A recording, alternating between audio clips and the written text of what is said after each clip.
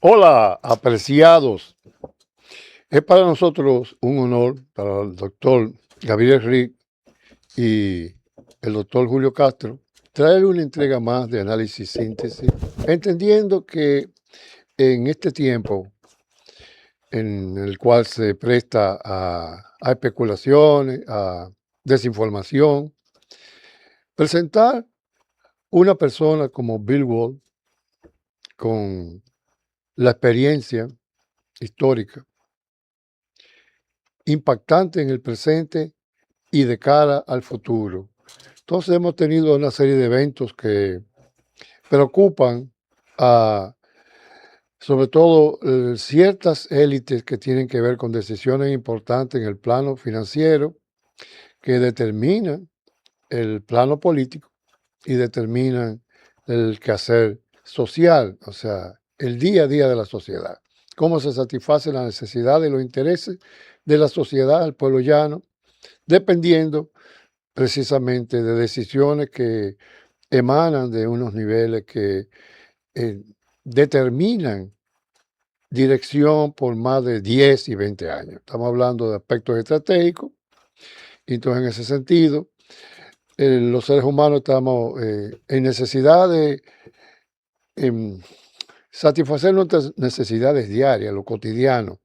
Pero ¿qué ocurre? Que lo cotidiano depende de lo que se ha trazado a nivel de una línea estratégica, un panorama que garantice lo que es el abastecimiento, sobre todo de aquellos elementos que satisfacen lo, lo prioritario.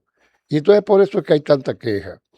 Hay quejas en todos los niveles. En las investigaciones de campo he encontrado quejas en todos los niveles y en los partidos en todos los niveles. Crisis interna en uno, insatisfacción de las bases en otro, encuestas que, aunque han sido metodológicamente apropiadas, sin embargo, cuando se analiza, hay un poco de prácticas observables. O sea, no hay buenas prácticas en sí en cuanto sobre todo esas encuestas que son por muestreo. Las encuestas por muestreo son muy delicadas y tenemos que llamar la atención sobre los que financian eso, porque pueden salir estafados, que luego lo que nos referimos es que precisamente la verdadera encuesta se da en el proceso de sufragio, en el momento en el que cada quien con su conciencia personal establece quién quiere que dirija los destinos desde el nivel central, el nivel de legisladores y el nivel central, que es el ejecutivo, donde emanan precisamente las directrices ejecutivas que a través de un presupuesto, una nómina, todos esos elementos que son importantes para generar la logística necesaria de gobernabilidad y gobernanza a un nivel que hoy se habla del gobierno corporativo. Ese es el término casi que un ejecutivo tiene que tener cierta visión y una preparación en lo que es el gobierno corporativo, que tiene precisamente serias manifestaciones logísticas y de estrategia a largo plazo, no son a corto plazo. Entonces, tenemos una persona altamente preparada, el amigo y colega Bill Wall. El público es tuyo. Buenos días, Julio, un gratísimo placer acompañarte aquí. Yo sé tus inquietudes, te felicito por el interés que tiene de informar al público dominicano. Es muy importante que estemos conscientes de que formamos parte del mundo, que tengamos un criterio propio, que tengamos un sentido de nacionalidad propio, en un mundo que sabemos que somos un país pequeño, estamos ubicados en un lugar estratégico, pero somos pequeños. Nuestra historia bien prueba que hemos cambiado de mano como la moneda falsa sin ser falso por mucho tiempo. Los países europeos dominaban y se cambiaban esto según sus intereses. Y luego, claro, surge la gran potencia de Estados Unidos, que ya no es solamente el Caribe, sino el mundo entero. Y precisamente lo que estamos viviendo ahora es un cambio del mundo que hemos conocido a partir de la Segunda Guerra Mundial. Es decir, a partir de la Segunda Guerra Mundial, el gran ganador es Estados Unidos de América. Los países europeos quedan altamente endeudados, precisamente a Estados Unidos de América. La potencia última, el gran imperio británico que llegó al cenit en 1920, ya para 1945 había caído totalmente, y en ese periodo tanto el imperio británico como el francés empezaron a perder su colonia con un movimiento de independentista, tanto en Asia como en África, como lo demás. Lo que había sucedido con España aquí a principios del siglo XIX, esos imperios van cayendo. Es decir, que la evolución que Charles Darwin, yo creo mucho en ese concepto de la evolución de las especies. Yo lo llevo un paso más allá, yo hablo de la evolución de las sociedades. A medida que las especies van evolucionando y van adquiriendo conocimiento, y por supuesto van desarrollando tecnologías muy avanzadas, las cosas cambian, y cambian mucho más rápido que el elemento biológico, obviamente. Y en este mundo, con todas las comunicaciones como están avanzadas, los teléfonos, la inteligencia artificial, en fin, son cambios muy rápidos que las generaciones como la nuestra y las que nos siguieron a nosotros aún se quedan atrás, porque los cambios son demasiado violentos y demasiado rápidos para poderlo asimilar, ¿no? Sobre todo en un mundo nuestro que era muy disciplinado, que había consecuencias cuando niños si no nos comportamos, que había que respetar a los mayores sin entender lo que era ser mayor, pero había que respetarlo, que era una forma de reconocer que era una persona que tenía mucho más experiencia que uno, que sabía más que uno, y asumíamos siempre que deseaba lo mejor para nosotros, una forma de guiarnos. Hoy se cuestiona todo, la información que nos llega no es fidedigna en gran parte. Programas como esto son excepciones realmente, porque no es que tratamos de cambiar a nadie, sino compartir nuestras experiencias y crear esa inquietud de que el mundo sigue cambiando y que aún a la edad de uno, no voy a mencionar mi edad, pero la edad de uno tiene que adaptarse. Si no se adapta, no puede vivir, no puede beneficiarse de los adelantos. Entonces vemos que el mundo que se creó a partir del 45, 46, las Naciones Unidas, que fue una creación resultante de esa Segunda Guerra y fue hecha por los países que ganaron esa guerra. Hoy la filosofía y realmente la formación de esos países y el poder de esos países ha ido cambiando.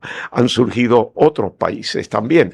Entonces vemos que ese orden que se crea a partir de los 45, 46, crean dentro de dos bloques. El bloque soviético, que era la gran potencia que había derrotado a Alemania, y Estados Unidos, que crea la única superpotencia. O sea, para mí, yo considero que Estados Unidos será la última superpotencia como tal.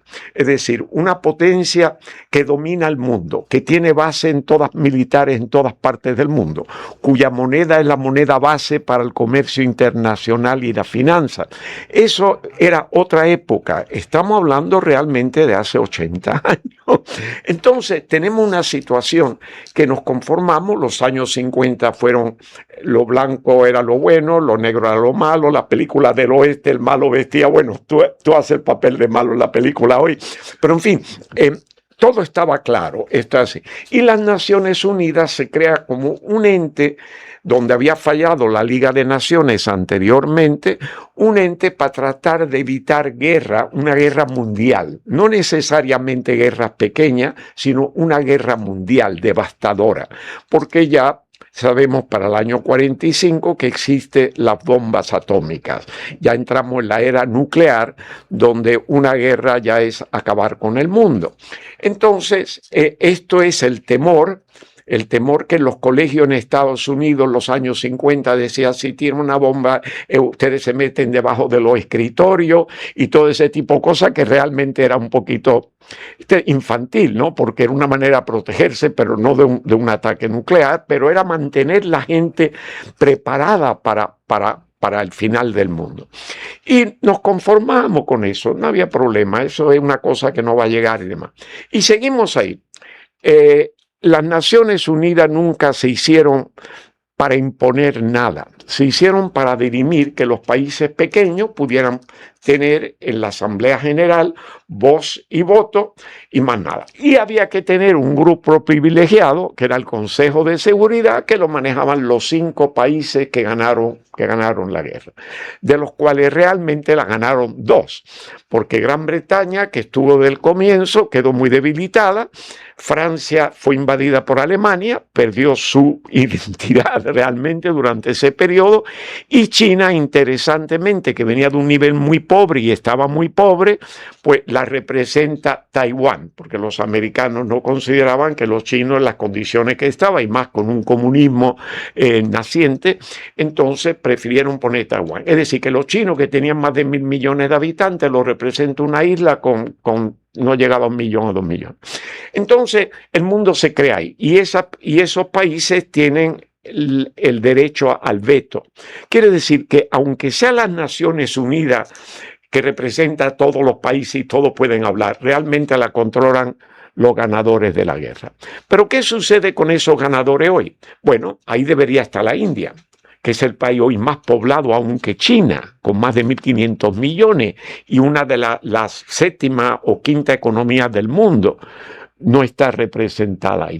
Brasil en Latinoamérica, que es un país que representa un núcleo importante de este continente, con más de 220 millones de habitantes, debería estar en esa comisión. Y esa comisión debería ampliarse algo.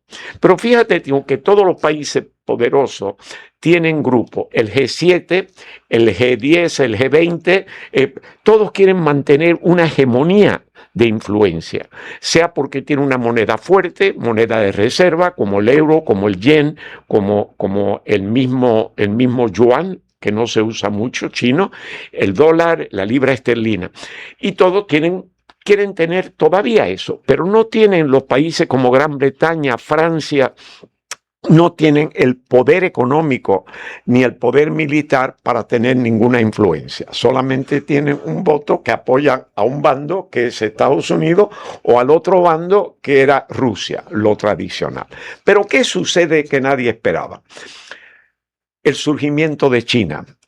China, una cultura milenaria, una cultura cerrada, no es como el mundo nuestro abierto, no es como el mundo democrático, no es como el mundo de Estados Unidos, que asimila diferentes culturas y crea una mezcla de cultura única, que es lo que la hace en gran parte ser la superpotencia, porque Estados Unidos influye al mundo en las artes, en el cine, en la música, en muchísimas cosas, porque tiene influencia de todas partes, pero a la vez todas las otras partes influyen en la sociedad dominicana. Los latinoamericanos es un grupo hoy muy importante.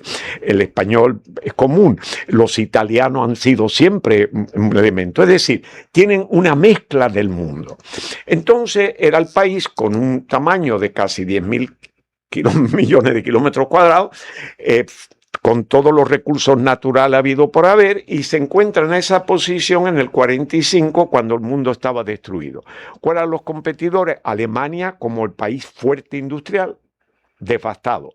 Japón en Asia, como de nuevo el país no era muy grande, pero era industrializado y muy desarrollado, destruido.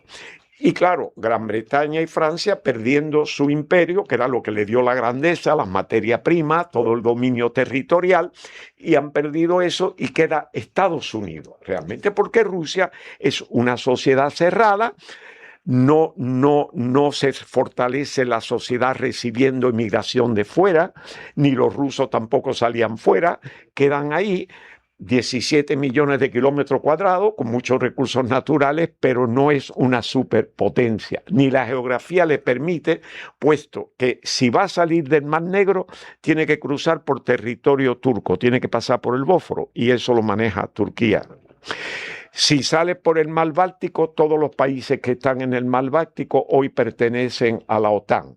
O sea, eso es un lago.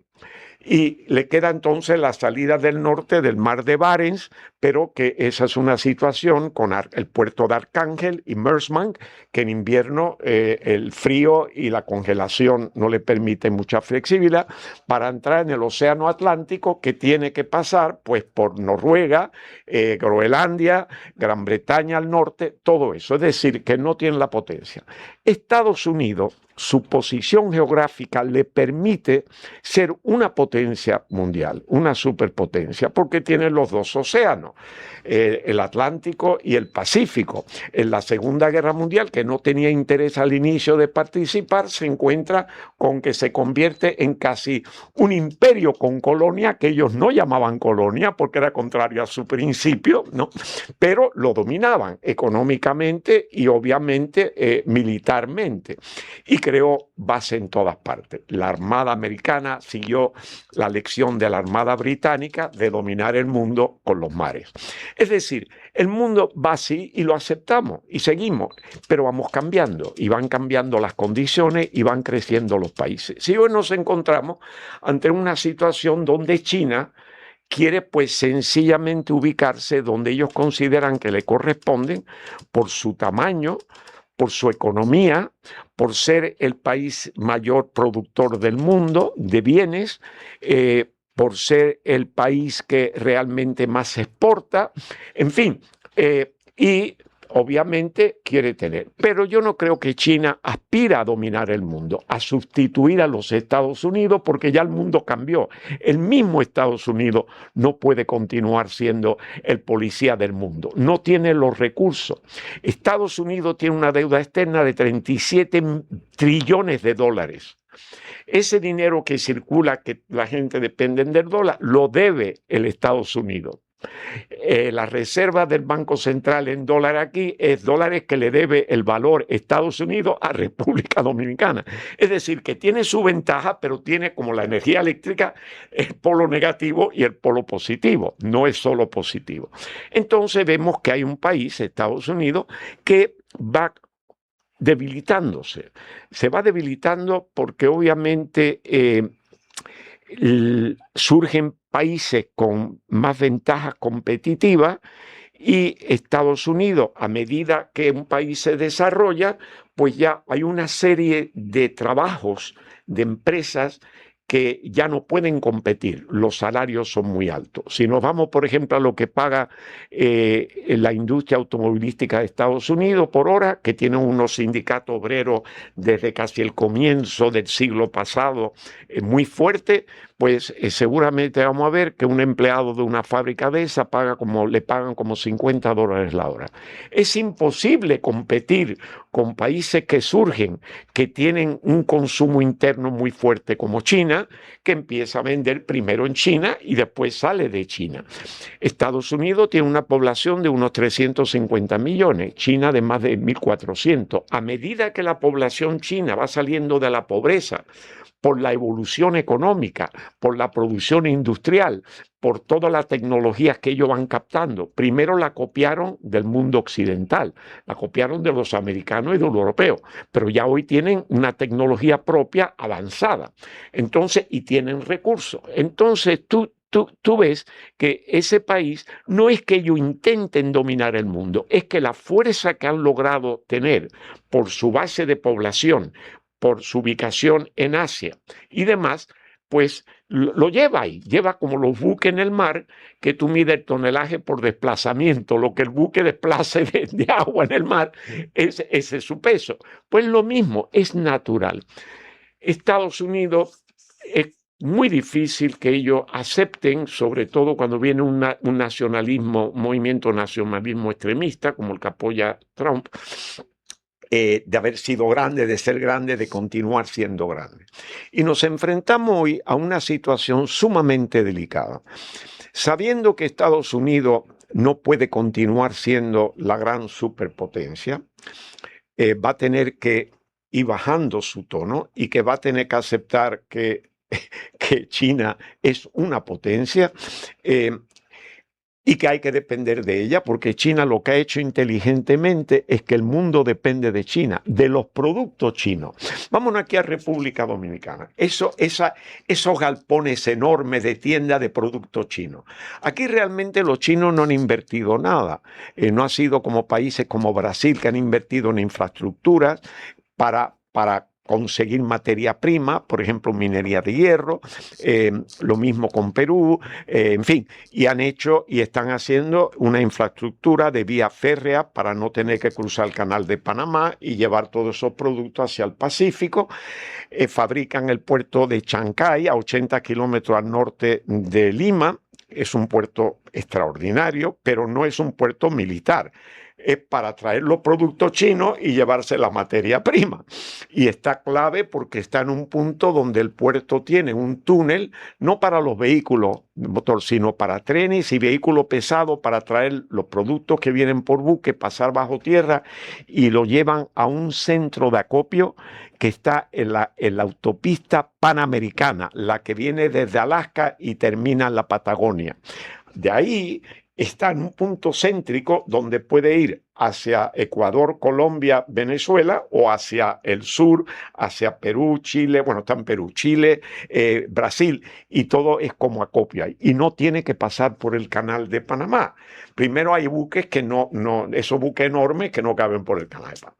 Estados Unidos tiene que darse cuenta que le ha quedado en el mundo, en astillero, como un 4 a un 5% de la producción de naves en el mundo. Y el 99% son militares, porque el gasto de Estados Unidos, todo lo que compran tiene que ser producido en Estados Unidos para la defensa. Entonces, China produce un 36 a un 38% de los navíos que hoy circulan en el mundo. Japón un 20%, Corea del Sur un 16, un 16. Entonces Estados Unidos ya no es el país de los 47, de los 50, que producía esos buques enormes y cosas por el estilo. Eso ha decaído. Si te va al sistema de transporte, tú ves el sistema de transporte europeo con los trenes ultra rápidos, lo copian los chinos, tienen 40.000 kilómetros de vía férrea ultra rápida en China, 40.000 kilómetros. Más que todo el resto del mundo en trenes rápidos que se inventan en Francia, Alemania, todo ese tipo de cosas. Ellos adoptan esas tecnologías y como tienen el territorio, lo utilizan. Es decir, es otro mundo. Tal vez no con la intención de dominarlo militarmente, nada, porque ellos no tienen interés en integrarse con el resto del mundo, contrario a la economía americana. Los americanos, por tener un territorio muy grande y surgir, digamos, a final del siglo XVIII con su independencia, necesitaban el flujo de personas que llegaran. Y llegaban personas, perdón, de Europa. Técnicos, venían trabajadores, pero también venían técnicos, y durante todo ese periodo de los últimos 250 años, por las persecuciones en Europa y demás, han venido talento que han creado Estados Unidos. Y luego de Asia, es decir, tiene las dos partes. Atractivo porque democracia, tiene derecho a todo, puede trabajar, hay empleo, hay comida. Sí. Vamos a una pausa y volvemos. Gracias, amable público, apreciado público y exquisito público. Hemos estado haciendo una panorámica basada en los antecedentes de lo que hoy está aconteciendo, para que podamos entender. Y ese recorrido es sumamente valioso porque tiene una metodología histórica que ha precisado los elementos que sirven de base para el impacto y la influencia que hoy tenemos de cara al futuro precisamente que nos gobierna y al futuro de los gobernados, las futuras generaciones. Bill Wall, con ustedes. Bien, pues, hablando, y tú lo has puesto muy bien sucintamente, estamos en el mundo de hoy y lo que todos sabemos es la incertidumbre que hay. Hay una volatilidad enorme, representan cambios significativos, pero no sabemos a dónde vamos a llegar. El mundo que entendíamos, leyes internacionales, multilateralismo, eso se está cambiando a arreglos bilaterales.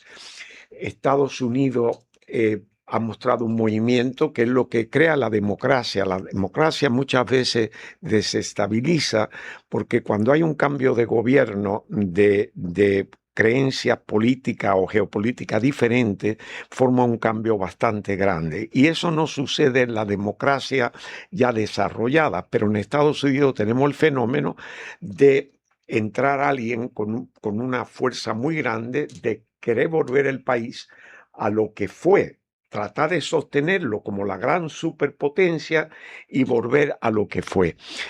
Pero yo no veo en este enfoque qué es lo que realmente busca, fuera de que Estados Unidos sea grande, grande. Bueno, grande lo es y grande lo fue, y yo no veo por qué no puede seguir siendo, pero no para dominar completamente. Y al eliminar los estamentos que hay, como la Organización Mundial del Comercio, que la debilita, este enfoque bilateral o unilateral, debilita, por ejemplo, porque no reconoce los tribunales internacionales para dirimir diferencias entre países, sobre todo un país pequeño con un país grande. Tenemos Estados Unidos que quiere imponer los tribunales americanos, que los países en su soberanía no reconocen por su constitución. En fin, unos cambios demasiado dramáticos para el siglo XXI. Y entonces, obviamente, se crea la oposición.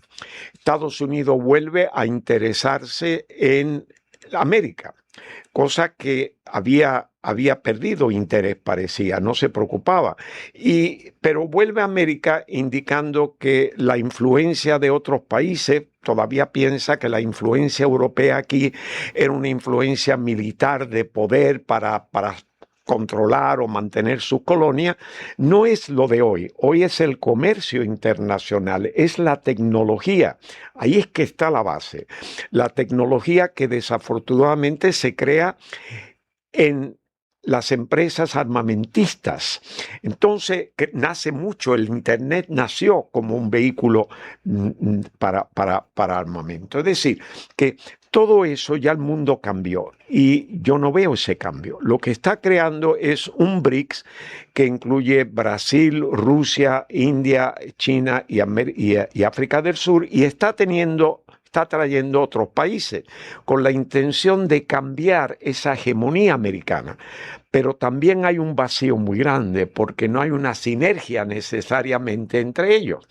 Y lo que nos demuestra esta reunión última de presidente Donald Trump con Xi Jinping en China, que es interesante, hay mensajes que hay que leer entre líneas.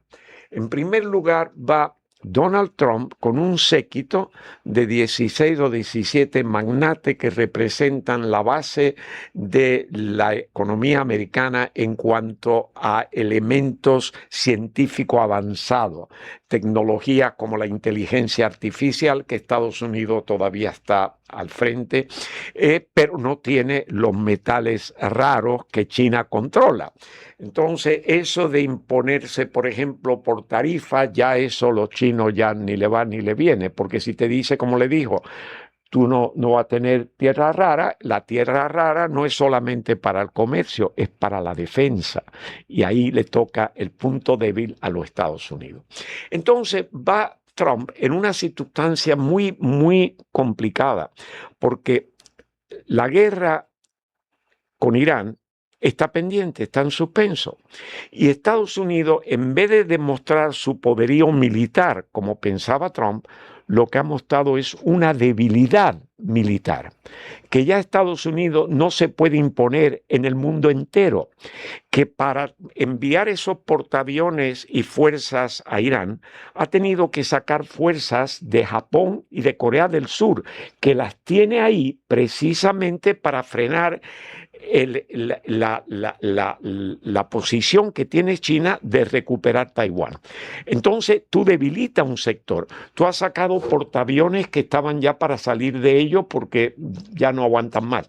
Y te das cuenta que no ha podido imponerse a Irán, que fue un grave error porque son 1.700 kilómetros cuadrados y 92 millones de habitantes y una cultura no es árabe, es una cultura persa que tiene una tradición, sea musulmana o no, de milenaria. De potencia. Es decir, no entiende.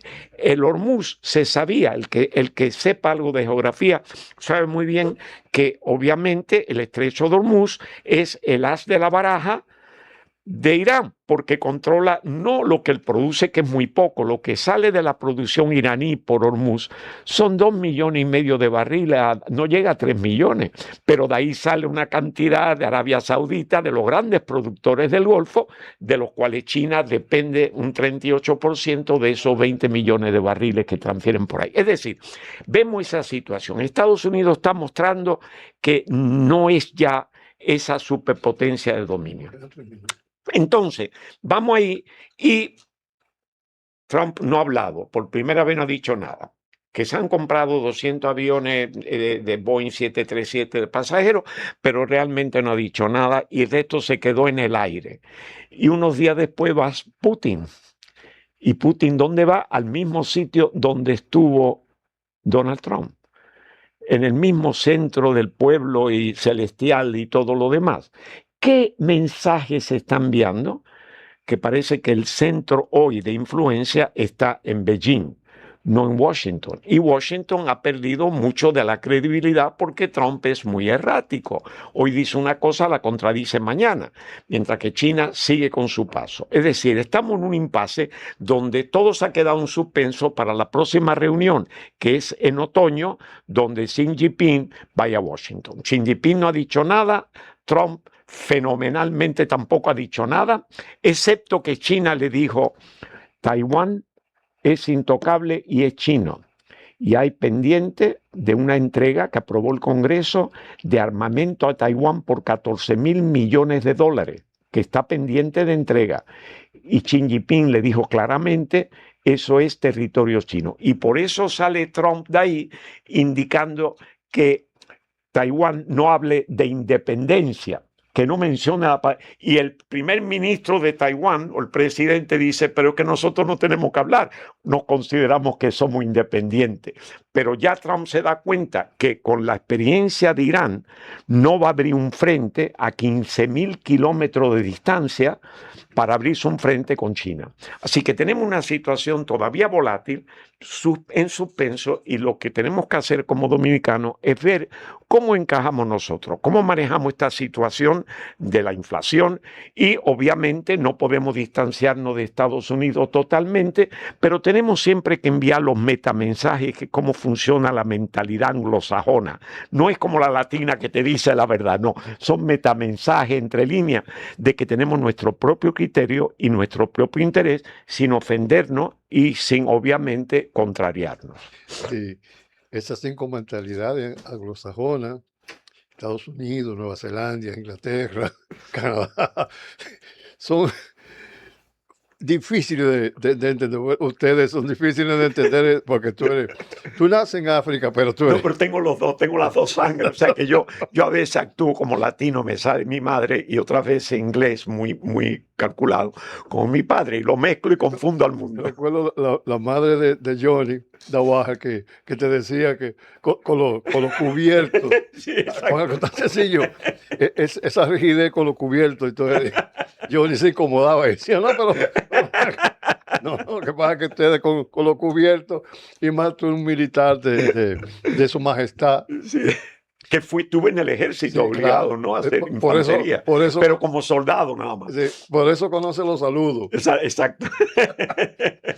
Envíale un saludo precisamente, un mensaje luego de esta disertación que hemos tenido, una verdadera tesis, una disertación, envíale un mensaje a nuestro gobierno y a nuestro país, por favor.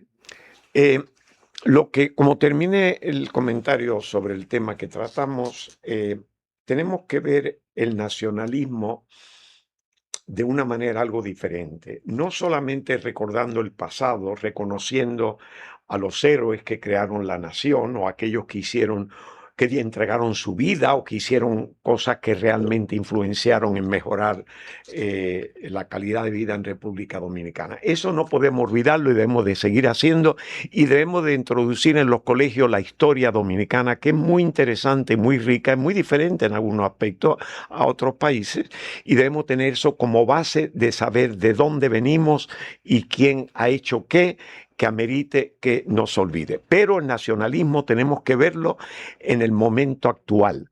La contribución de cada uno de nosotros en manejar la situación actual, en mantener el país lo mejor posible, corregir las deficiencias, si hay que hacer algún sacrificio, hacerlo, entregarnos para educar a aquellos que nos siguen, porque tenemos que pensar en el futuro, ya no es en nosotros nada más. Y ese para mí es el nacionalismo, lo que yo llamo el nacionalismo silencioso, pero por actuación, por sentimiento, por amor al país. Bien, gracias, porque has hecho una disertación de un elemento no solo geopolítico, sino de geografía política. Gracias por su atención. El doctor Gabriel Rí y el doctor Julio Castro han traído otra entrega de análisis y síntesis. Hasta el próximo sábado.